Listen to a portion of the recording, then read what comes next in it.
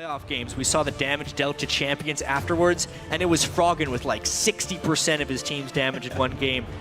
That's what you do against long-range compositions if the rest of Alliance had already not been built. Cloud9, they were the dominant team in North America. Alliance was the European team to show Cloud9 type dominance. These teams are similar in so many ways. So as the teams then prepare to clash on the Rift, we'd like you guys to tell us who you think is going to win this game. Tweet at LOL Esports using the hashtag C9win or hashtag ALLwin, and we'll see which squad has the majority vote behind them as we head on to the Rift. And really anyone's game at this point. And that's what's happening is Cloud9 is doing a bit of a fast push, and Alliance is very much doing a freeze. So they're sacrificing potential global gold there for the farm on Kog'Maw. They're making that up with the Dragon. So this is actually going to be a temporary bonus for Alliance because they're getting the free farm from Kog'Maw and trading the Dragon Gold for the Turret Gold, but they will lose out on map pressure overall because now Sneaky and Lemonation get to become a presence elsewhere. Hardly even count as melee champions because they have so many long-range abilities.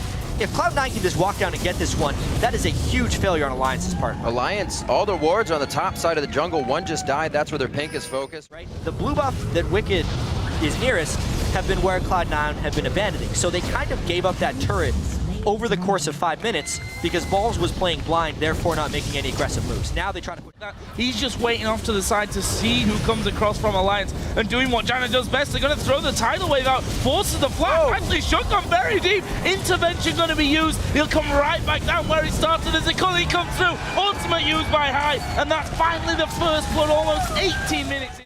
Yeah, actually, Lemonation is going to move in. Look at this. Froggen will spot High. Going to get the stun. Gets the slow on to him. Has he got the damage to finish up? Stun comes back from High, and that should change this one around as Meteor's having to jump away as well. Meanwhile, High is backed away onto the red buff. There's Ultimate coming out, and the Froggen lands 2 out of the 3, and that will be a kill back for the mid lane.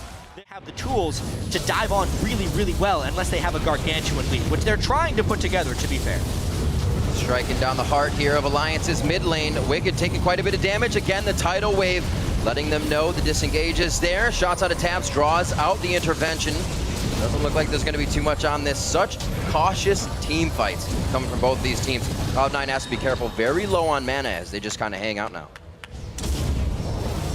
Trying really to bust through there, but wave clear coming out. There's the stun from High. Equalizer goes down as well, but it's just going to be forcing them away. Ball flashes in, not able to get the final hits to get killed. Oh, Paul's almost going down there to Froggen's ultimate, but I think that was the aim from Cloud9. Forced them back off the turret. And now is the time they do Baron. A bit of the mind games drawing Alliance into a dangerous position to make Cloud9 in the safer spot. Looks like they're going to be able to grab Baron nicely here. Lemon, the bubble close. Froggen on the outside.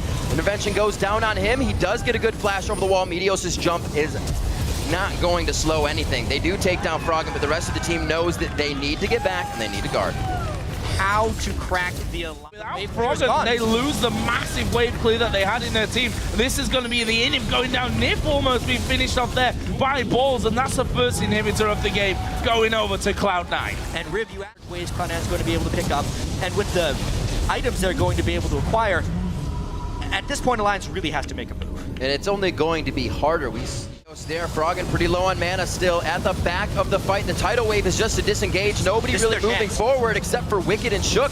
Not really the damage providers right now. Wicked can't do much without the team. Whoa. They just shred down tabs there. High's going to stay alive. A great shield and a heal coming out from his AD carry of Sneaky. They're going to take down another inhibitor, and they are just running amok in the base. Wicked just wasn't able to get the intervention on. I will need to see that again to see if he was out of range when you have more gold. But with that being said, Cloud9 has outbuilt Alliance like crazy. Let's just see this fight. Froggen taking quite a bit of damage. Intervention's in range this time. The tidal wave, a good disengage. It looks like C9 may just want to grab the inhibitor as they mentally and physically force Alliance off of this one. Now it gets a bit more physical. And it looks like the equalizer goes down. but they're not going to really...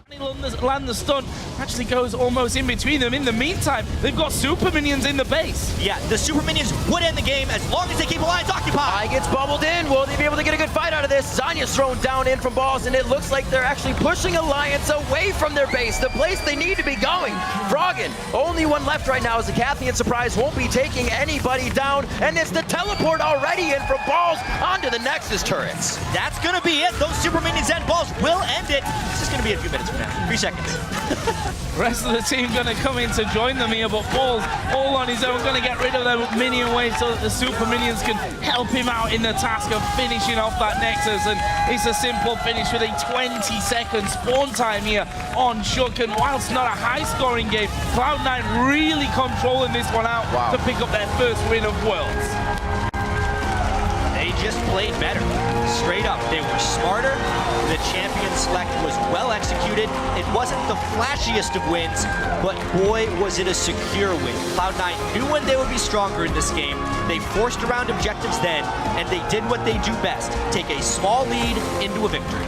Small lead of Dragon after Dragon after Dragon, sticking with a bit of the lane swap as well to make sure Sneaky could get a nice mid-game spike, as he did, and then they were able to control their lanes very nicely throughout the game. And it's hard when I think you look at Alliance's side here. I mean, they did what Alliance normally do. They felt like they couldn't fight for the second and the third Dragon, despite picking up Dragon number 1. Of course, as a counterplay to the push in the top lane from Cloud9, but you can't afford to be giving them away. They didn't really have anything to say in that game. It was almost just a one-team victory. It was almost as if Alliance weren't there in some places. I mean, Cloud9 has definitely been known to be a team with fantastic teamwork, and a little bit of it showed there. These were teams that didn't have the capabilities to go in together, so everyone had to be on the same page.